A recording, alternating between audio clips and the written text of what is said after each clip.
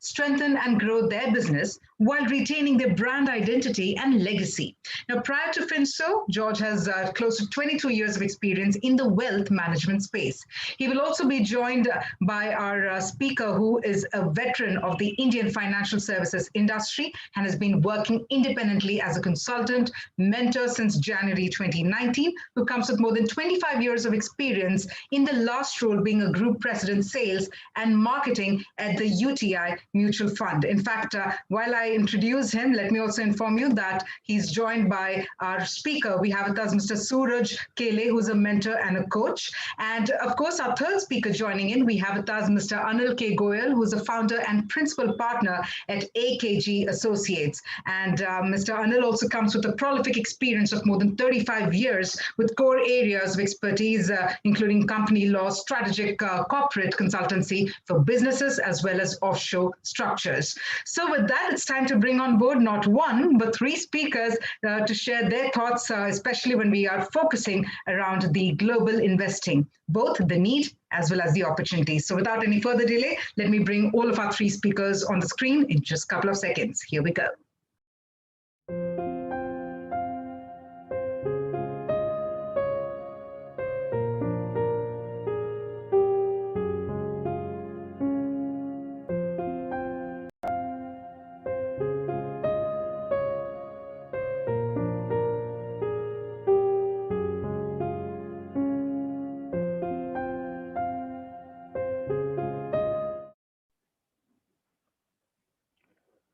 Good afternoon and welcome to this session of Cafe Mutual Ideas 2021.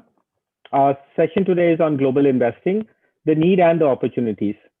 As Kavya introduced, we have with us Suraj Kele. Suraj is a veteran in the industry and has had experience on global investing throughout his career, giving the opportunities for Indians to invest offshore. And his knowledge on the subject is extremely vast. We also have Anil, who, as Kavya mentioned, has got more than 35 years of experience in taxation, including cross-border taxation. And some of the aspects which need to be covered on global investing is all about taxation as well.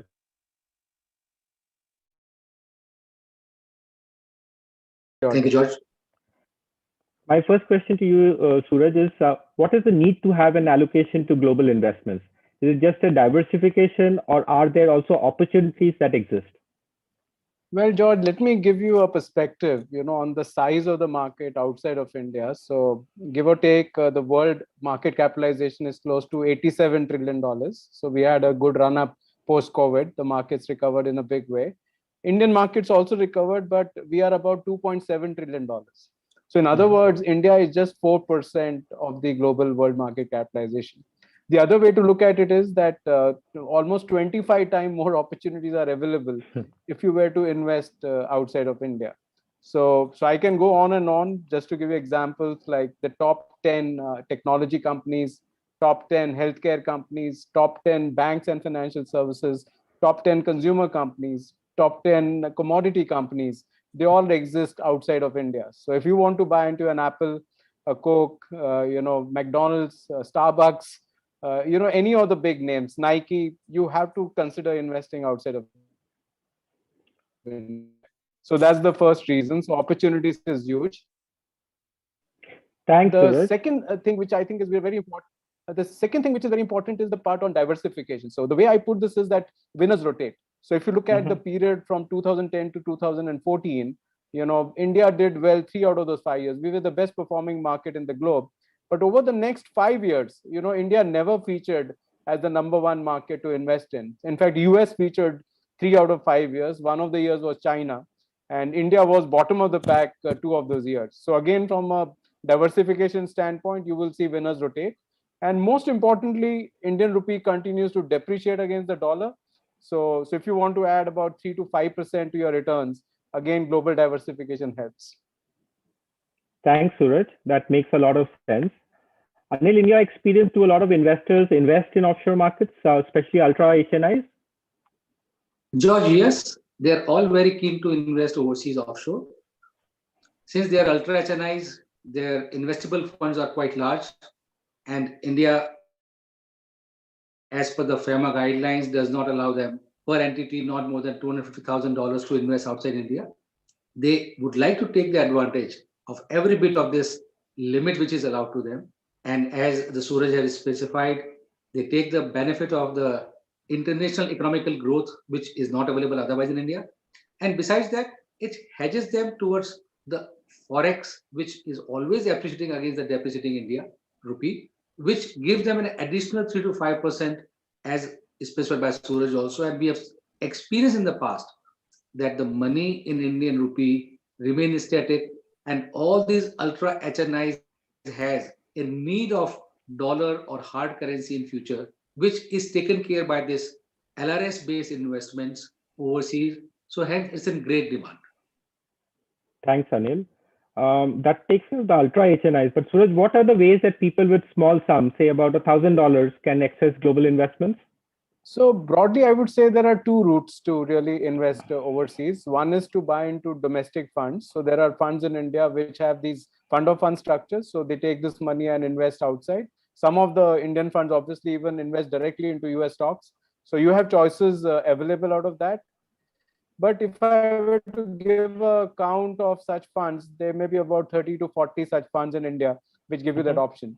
But if you look at using, let's say, the LRS route, right, where you go and buy outside directly, and today there are several platforms which are available to us to use the LRS route, you will find that you can access the US markets, which is obviously almost about 55% of world market capitalization. So that's the largest market you want to get into.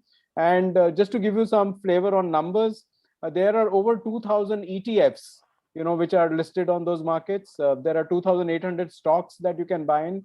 You can buy alternatives like REITs, which I think is a very well developed market in the US in particular. So if you want choice, you can really use that $1,000 and use the LRS route. But if you want just a broader participation through indices, you can use some of the India fund of fund structures as well. Thank you, Suraj. So you're saying that like accessing the markets directly gives you a lot of more opportunities, even with small sums. That's what you're saying. Absolutely. Yeah. Great. Anil, are there any taxation differences that exist between these types of investments? For example, when I do a mutual fund, I know what the taxation is, but how is the taxation for these global investments? George, this is a very interesting situation because all investments per se as an asset is the investments into the equities. Some are equities based in India, some are equities based on offshore, which we are talking about presently. So any investor who is taking the LRS route is creating a broker account overseas where he's trading into the shares, whether he's holding and not sharing at all, or he's doing some trading where he's incurring some cost and earning money or losing money. Now, in such a situation, every year when he files a tax return, then he has to ensure that such foreign asset is declared and filled properly in his tax return, which is a special column in the tax return where every one of us has to declare any asset outside India held by the individual. His capital gain tax is independent. I'm talking about this requirement of just reporting the foreign asset. When he earns money in terms of capital gains or dividends or whatever form of interest, if there is a bond he has bought it, then that interest dividend is taxable like any other income in India as the same interest and dividend. But the capital gains does not get the tax benefit of equity listed which we get in India, which means even though the equity is listed outside India, he has to pay a normal tax of 20%, taking advantage of indexation as per the time frame which he has hold the shares and accordingly pay the taxes. Yes, of course, he can take the benefit of US dollar parity when he invested, what was that, and when we exited, what was that. So his capital gain will be calculated based on the US dollar parity, not as a rupee value parity. Understood, Anil. So basically, you're saying that the taxation method of using it and like how you have to do it varies slightly, and you need to have some special reports which have to be filed, even though you're not selling. So that help in terms of the certification would be a little bit more required than what you would do in a mutual fund, for example. Absolutely. Okay. In mutual fund, you don't have to report anything, but then here you have to report especially the foreign asset. Got it. Given that we are at almost lifetime highs in the Indian market, what allocation of a portfolio would you recommend into global investments? I mean, this question is for both of you, but Anil, would you like to take this question first? Since when we talk about HNIs or ultra HNIs or anybody who is doing it for the first time or small amounts, the overseas risk is always there. The international uncertainties will always be there, which is not controllable by any national economic scene or anything from Indian point. Hence, putting a large percentage is not warranted, but I would say 10% to 30%, depending on the personal appetite, depending on the personal horizon of the funds availability, can be an ideal for different categories of investors into the offshore market. That is my personal view. Thanks, Anil. Suraj, what about you? Well, I What would would broadly you recommend? tend to agree with Anil, but I would really say you should customize it a little bit in a way. So, for example, if there's a first-time investor, maybe they should not be investing overseas because they just don't have experience of investing in equity markets. But if you have, for example, a situation where your children, for example, are studying abroad, now in that case, your expenditures in dollar terms can be significantly higher. So for such individuals, even if you were to invest more than 40-50% of your money into the US market, because that's the most significant part, you can look at that. But broadly, as Anil pointed out beautifully, 10 to 30 is a good range to start with, and then you skew it one way or the other depending on your own comfort and your requirements. So I think that's the way you think about international allocation. So thank you so much. I mean, from whatever we could discuss right now, apart from mutual funds, which advisors are doing, to do global investments also requires some kind of a help and support, I guess, in terms of, when they're recommending to their clients, how they are fitting into the financial plan per se, or, how much, where to invest, because, it's a very wide market. So that you were mentioning some numbers, and the opportunities, while they are a lot, it also requires a lot of research to be done. So I guess the advisors need to come up to speed in terms of some help in terms of the research abilities, helping them to do the investments. The other thing which I actually think we did not touch upon was how easy is it for actually doing everything. Opening an account offshore, the broking account. There's a lot of paperwork. When I have to send remittances, can it be done digitally, or consolidating your statements from Indian rupee mutual funds as well as offshore ones? Because at the end of the day, if you're saying 10 to 30% as allocation, we need to monitor this also. It can go up, it can go down. Whether we need to rebalance some of the investments done. These are the helps which an advisor normally takes, which I guess is the need of the hour, to allow the retail and affluent market to actually access something with the ultra HNIs are anyway doing for quite some time. Suraj, do you have anything, any advice for the advisors who are watching this? Yeah, so first of all, the paperwork is not that cumbersome. So I would say that if you're doing Indian equities, you have to open up a broking account, a demat account, do a KYC. So I think even Indian equities has a fair amount of paperwork to be done.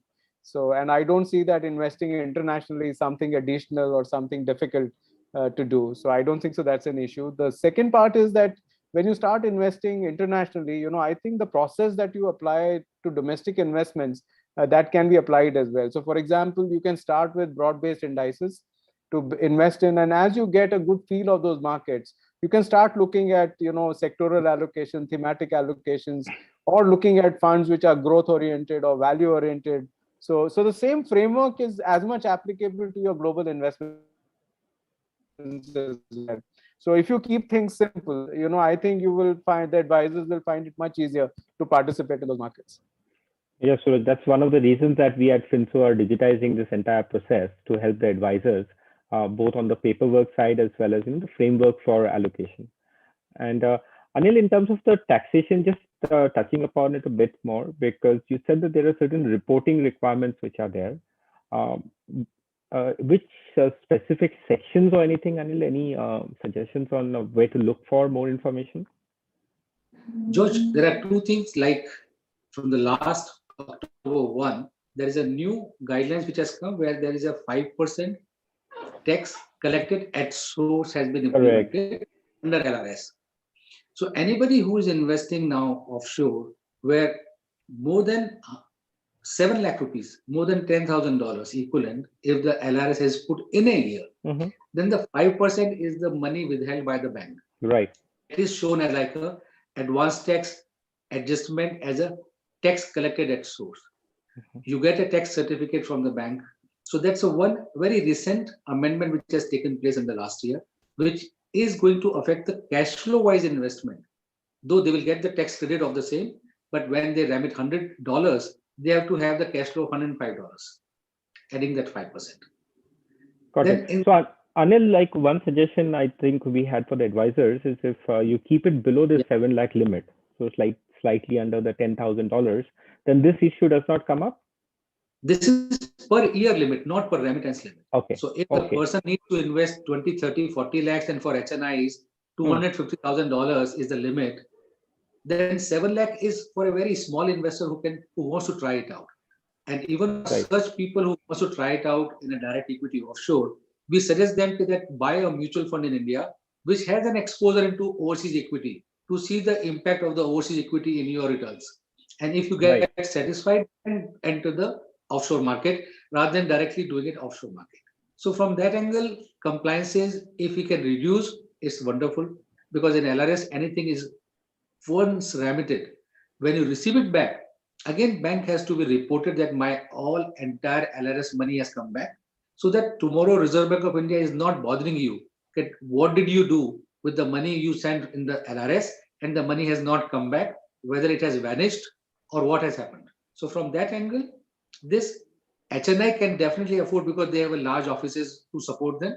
But a small investor has to depend on his distributor or advisor to guide him on all these compliance.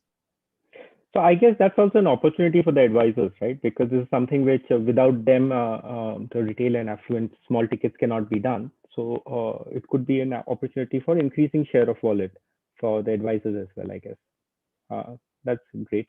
So Suraj, any specific theme you would recommend right now? Well, it's always dangerous to really try and comment. I know. But personal belief is that I think the theme that played out for the last 3-4 years, especially technology, I think staying away from that may be a better idea than to really look at just for example, a lot of money got into the Nasdaq in the last couple of years in particular, but a lot of readings that I've been doing on the US market suggest that may be very highly overvalued and may not be the best choice. More importantly, I feel that even when you invest outside, build a diversified portfolio. So indices which are more broad-based may be a good choice. So I think start with something like the Dow Jones Index. You can easily replicate it to so many ETFs. And then as you gain experience, I think you then start picking at specific themes. So yeah, there are several interesting themes available outside, especially when it comes to alternate energy, for example. India just doesn't give you a play in that segment. Similarly, in technology development, there are some very unique ideas outside. So you can look at those kind of ideas and then build out your portfolios on that. And similarly, as I pointed out on REITs, so typically India just does not give you great real estate exposure unless you buy it physically. So if you want to buy it through a financial asset, then funds which buy into REITs may also be a good choice for diversification. Great. Thank you, Suraj, and thank you, Anil. Thank you, Cafe Mutual team, for getting this together. It's been a wonderful experience just attending it as well. And I think it goes a long way in terms of getting all of us up to speed on the latest what's available. Thank you.